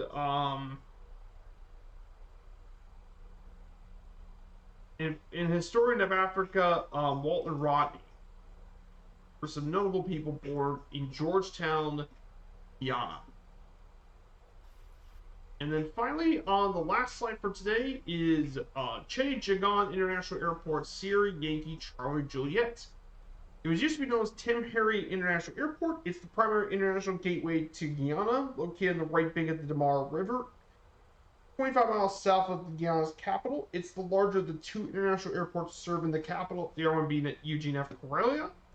We're flying in this one and not the other capital because it's pretty small. Because the other one's 4,100 feet runway, and this one is a little bit bigger at 7,400 feet. The runway's a bit bigger. Little fun fact about this airport: it was actually built during World War II as Atkinson Field. It was used to defend Guyana from German U-boats. It was also a major staging point for American aircraft crossing the Atlantic Ocean, heading to the European theater through the South Atlantic transport route. As aircraft slapped by the British forces were flown to Atkinson before ferried into North Africa.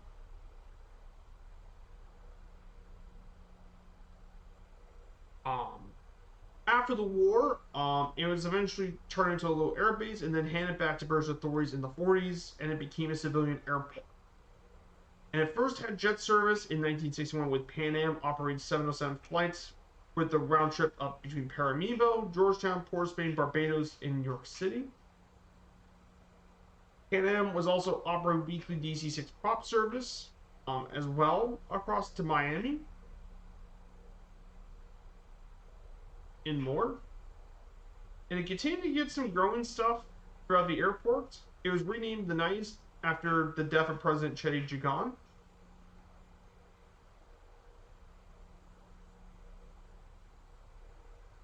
And it went through a $150 million renovation. The runways extended about 10,500 feet in 2018, extended a runway around 10,500 feet, big enough for a Boeing 777.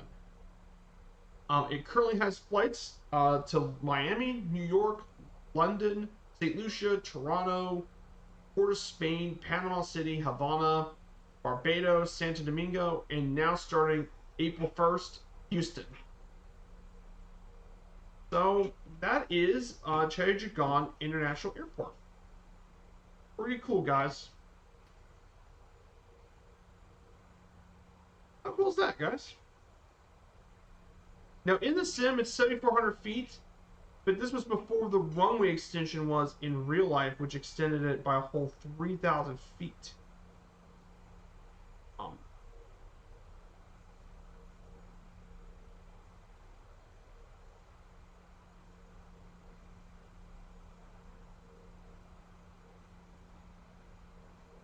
Pretty interesting stuff, guys. Definitely something to learn about Guyana. It's a very interesting South American country because unlike most other South American nations like Venezuela or even Brazil, it's not from Latin America. It's actually more like a Caribbean nation, just in South America.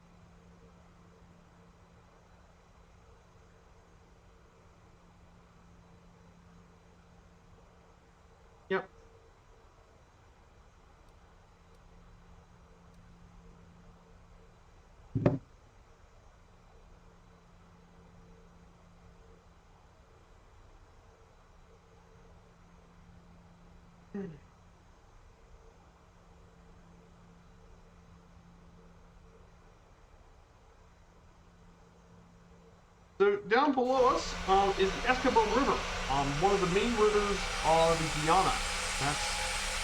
That's right down to the left. And that's the main deep river of Guyana. There's plenty of rivers in the area, like the Guatemala River.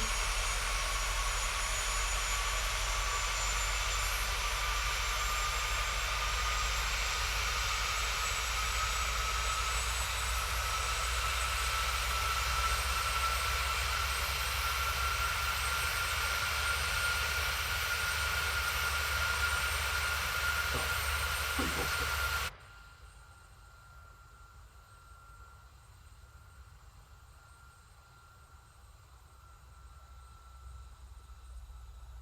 The weather here in Georgetown, Guyana today is 86 degrees, so it's going to be pretty warm today here in Guyana. Should be plenty warm for a good trip.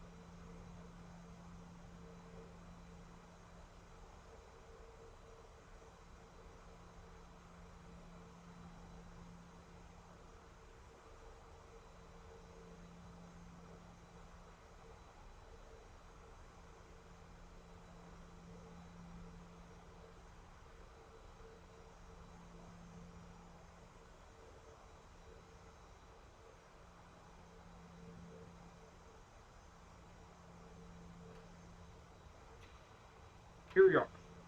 Laps.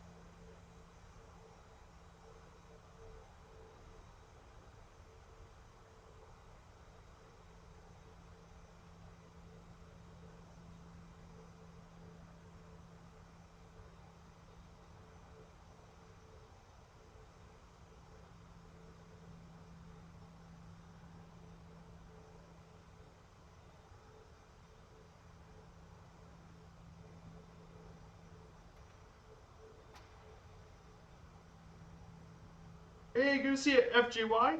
See ya. We're about to make our final landing of the day here, our second and final landing here at Sierra Yankee Charlie Juliet, Chedajigan International, just outside of Georgetown, Guyana. So,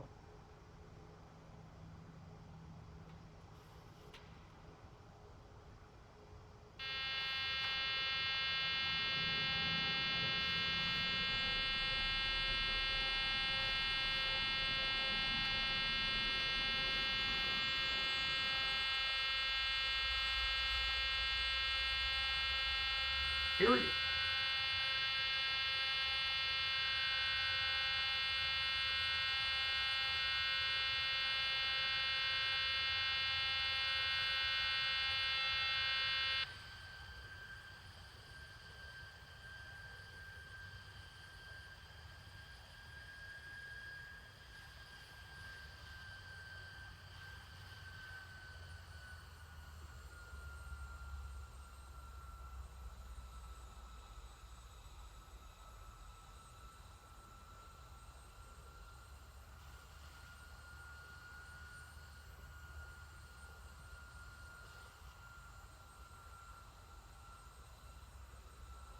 That definitely makes itself known. Yep, that's a stall horn.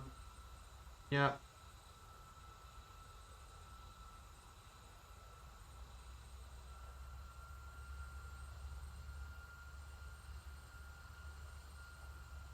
I don't think it was a stall horn. It was a landing gear thing. It was the landing gear alarm. Put down landing gear. Here it is.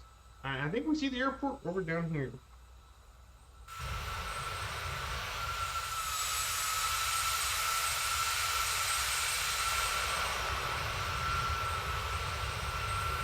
Ah, there you are, FGY. I see you down there.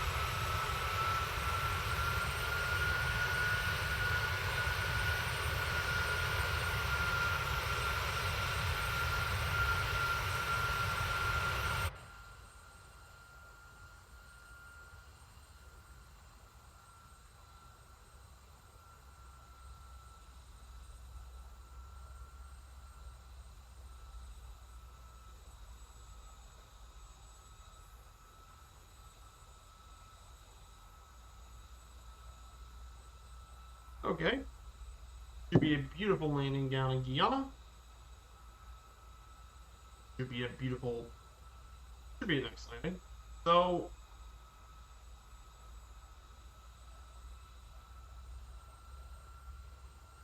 look at that on the Tomcat. Woo!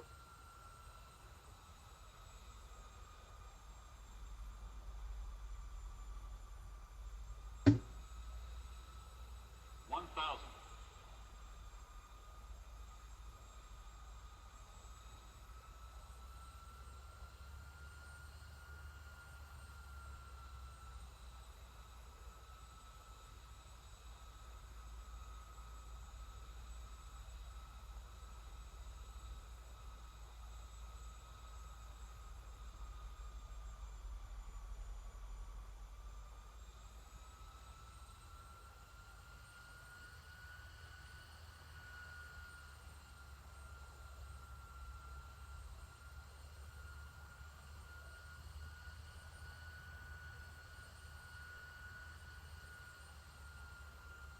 Here we go.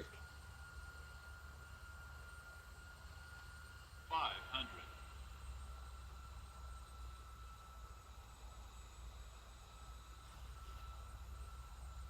400.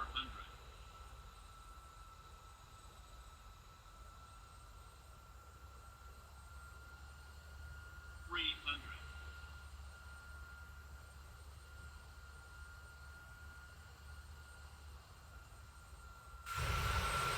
Oh man, this is close.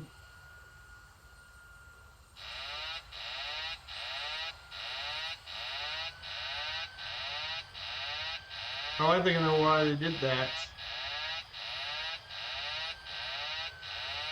You see, when PVG did this, the airport's runway was extended by that time.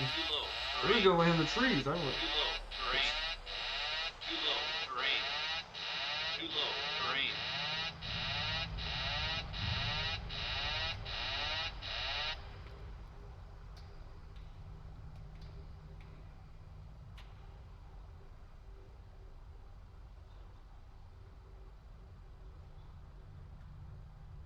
Yeah, that's why I had to take the thing up because I was gonna hit the trees. Heat years unknown that sometimes when people extend the runways, you might accidentally land a little before you want to.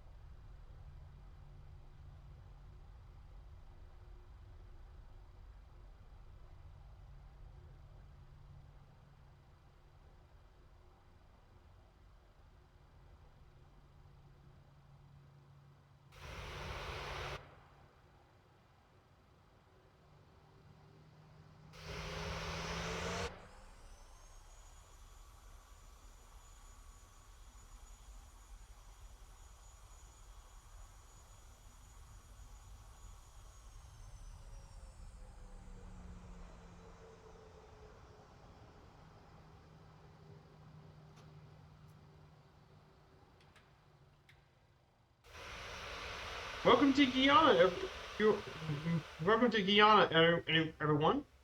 We just made it to Guyana International Airport. Sierra, Sierra Juliet Yankee Charlie, Sierra Yankee Juliet, Sierra Yankee Charlie Juliet, everyone. We're in Che Guyana International. Well, guys, this was a pretty nice fight. I want to say thank you for Sergeant Staff for the raid. Thank you guys so much for joining along here today. I hope you all have a great rest of your St. Patrick's Day. See you on Wednesday. We'll be back in Doubtless Love. We'll be doing some of the Southwest Texas Triangle with Dallas, Houston, and San Antonio. So, guys, thank you all so much. We'll be prepared to set up the raid. We're raid a lovely friend of ours. I hope to see you all soon, and take care and have a great rest of your day. Bye.